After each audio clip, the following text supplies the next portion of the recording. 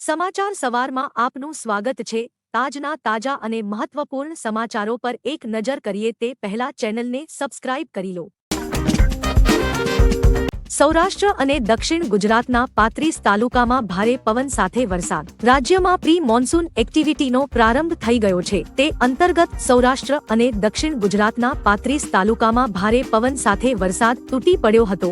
સૌરાષ્ટ્રની વાત કરીએ તો સૌરાષ્ટ્રના અમરેલી જિલ્લાના બાબરા તાલુકામાં સૌથી વધુ 3.5 ઇંચ વરસાદ પડ્યો હતો। આ સિવાય અમરેલીના લાઠીમાં ભારે પવન સાથે સારો વરસાદ પડ્યો હતો। આ સિવાય ભાવનગર, જૂનાગઢ, રાજકોટ અને બોટાદ જિલ્લામાં પણ ભારે પવન સાથે વરસાદ ખાબક્યો હતો। ભારે પવનના કારણે વૃક્ષો ધરાશાયી થયા હતા। દક્ષિણ ગુજરાતના છોટા ઉદેપુર, સુરત, નર્મદા અને વડોદરામાં ભારે પવન સાથે વરસાદ પડ્યો હતો। ભરૂચના શુક્લ તીર્થમાં ભારે પવન સાથે વરસાદ પડ્યો હતો, જેમાં વૃક્ષ ધરાશાયી તથા 3 લોકોના મોત થયા હતા।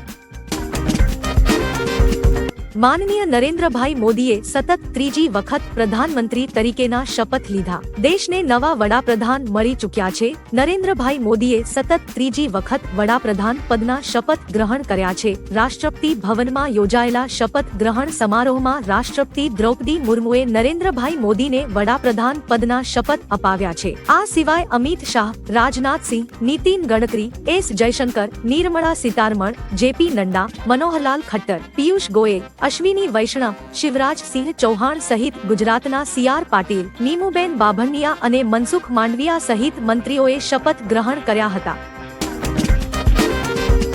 આજથી 15 જૂન ગુજરાતમાં વરસાદની મોટી આગાહી।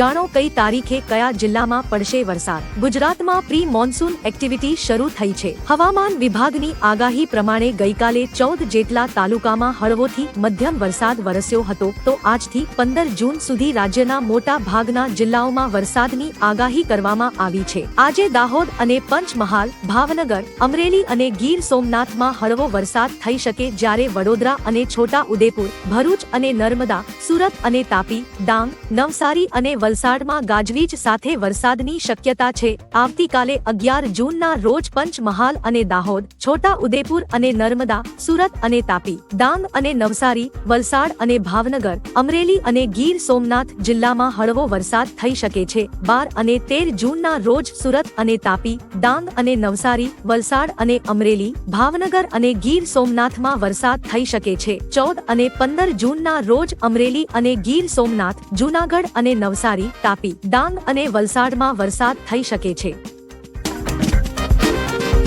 નરેન્દ્ર મોદી 2032 સુધી વડાપ્રધાન રહેશે। ગઈકાલે નરેન્દ્ર મોદીએ ત્રીજી વખત પીએમ પદના શપથ લીધા હતા, ત્યારે 2015માં આવેલા ધ મોદી ઇફેક્ટ નામના પુસ્તકમાં ભવિષ્યવાણી કરવામાં આવી છે કે નરેન્દ્ર મોદી 2032 સુધી વડાપ્રધાન રહેશે। લાન્સ પ્રાઇઝ નામના એક રિપોર્ટરે લખેલા આ પુસ્તકમાં એક આધ્યાત્મિક ગુરુએ કરેલી ભવિષ્યવાણીની વાત છે। પુસ્તકમાં એવું પણ લખેલું છે કે માત્ર એક તેમને ગઠબંધનના સહયોગથી સરકાર બનાવવી પડશે, બાકી તેમની જ બહુમતી હશે।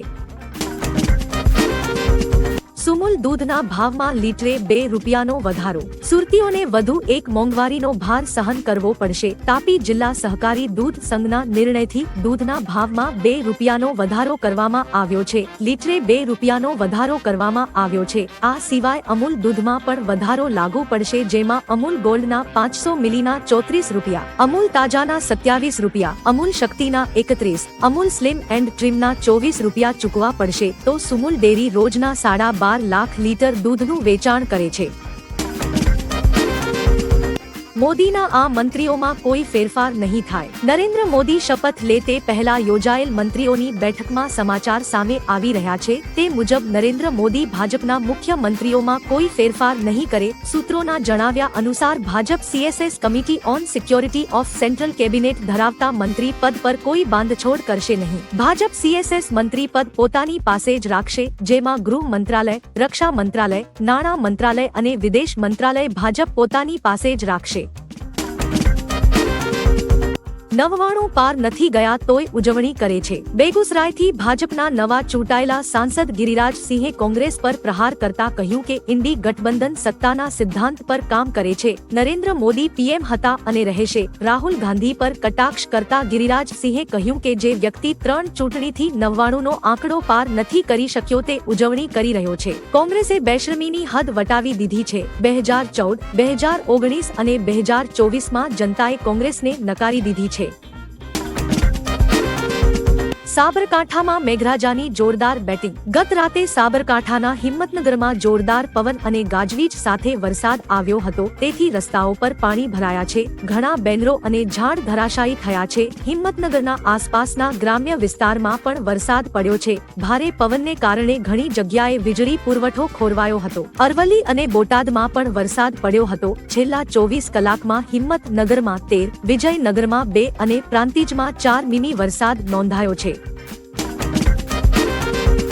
સુરેન્દ્રનગર શહેરી અને તાલુકા મથકોમાં તપાસ। ડુપ્લિકેટ બિયારણ અને ખાતરના વેચાણ અંગે તંત્રએ ચેકિંગ હાથ ધર્યું। સમગ્ર રાજ્ય સાથે સુરેન્દ્રનગર જિલ્લામાં પણ ડુપ્લિકેટ બિયારણ અને ખાતર સહિતની દવાઓનું વેચાણ થતું હોવાની ફરિયાદો ઉઠવા પામી છે, જેના કારણે ખેડૂતોના પાકો નિષ્ફળ જઈ રહ્યા છે। ત્યારે જિલ્લા ખેતીવાડી વિભાગ દ્વારા છેલ્લા 3-4 દિવસથી સુરેન્દ્રનગર શહેરી વિસ્તાર સહિત અલગ અલગ તાલુકાઓમાં નકલી બિયારણ તેમજ ખાતર અને દવાઓના વેચાણ કરતા વેપારીઓને ત્યાં ચેકિંગ હાથ ધરવામાં આવી રહ્યું છે, જેમાં બોલગાર્ડ સહિત અલગ અલગ કંપનીઓના બિયારણો અને ખાતરના નમૂના લેવાની કામગીરી હાથ ધરવામાં આવી છે। મહારાષ્ટ્રમાં ચોમાસાના આગમન સાથે ભારે વરસાદ। ચોમાસું ઝડપથી આગળ વધી રહ્યું છે, જેના કારણે દક્ષિણ ભારત અને મહારાષ્ટ્રના ઘણા વિસ્તારોમાં ભારે વરસાદ થયો છે। હવામાન વિભાગે મહારાષ્ટ્રના સિંધુદુર્ગમાં ભારે વરસાદ માટે રેડ એલર્ટ જાહેર કર્યું છે। રત્નાગિરીમાં ઓરેન્જ એલર્ટ અને પાલઘર, થાણે, મુંબઈ અને રાયગઢ માટે યલો એલર્ટ જાહેર કરવામાં આવ્યું છે। આઈએમડીએ આ વિસ્તારોમાં ગાજવીજ, વીજળી અને તીવ્ર પવન સાથે વરસાદની આગાહી કરી છે। રાજ્યમાં 15 વોટર પાર્ક પર દરોડા। ફરી એક વખત જીએસટી વિભાગના રાજ્યવ્યાપી દરોડા પડ્યા છે। એસજીએસટી વિભાગે રાજ્યના 15 વોટર પાર્ક સાથે જોડાયેલા 27 જેટલા સ્થળો પર દરોડા પાડ્યા છે। રાજ્યના અલગ અલગ 6 જિલ્લામાં પડેલા આ દરોડામાં કરોડો રૂપિયાની કરચોરી પકડવામાં આવી છે। એક સાથે જ 27 જેટલા સ્થળો પર દરોડાના કારણે વોટર પાર્કના માલિકોમાં ફફડાટ ફેલાયો હતો। વોટર પાર્કની સિઝન પૂરી થવા આવી છે, તેની સાથે જ જીએસટી વિભાગે દરોડા પાડી દીધા છે। સ્વામિનારાયણના 3 સંતો સામે દુષ્કર્મની ફરિયાદ। વડોદરાના વાડી વિસ્તારમાં આવેલા વડતાલ તાબાના સ્વામિનારાયણ મંદિરના 3 સંતો સામે દુષ્કર્મની ફરિયાદ નોંધાઈ છે। સગીરાને ગિફ્ટ આપવા બોલાવી બળજબરી કરી હોવાની વાત ફરિયાદમાં નોંધાઈ છે। અત્યારે પીડિતા 23 વર્ષની છે। તેણે આરોપ લગાવ્યો છે કે વોટ્સએપ ગ્રુપમાં ન્યૂડ વિડીયો કોલ કરાવી અશ્લીલ વાતો કરતા સંતો સામે ફરિયાદ નોંધાતા સ્વામિનારાયણ સંપ્રદાયમાં ખળભળાટ મચ્યો છે।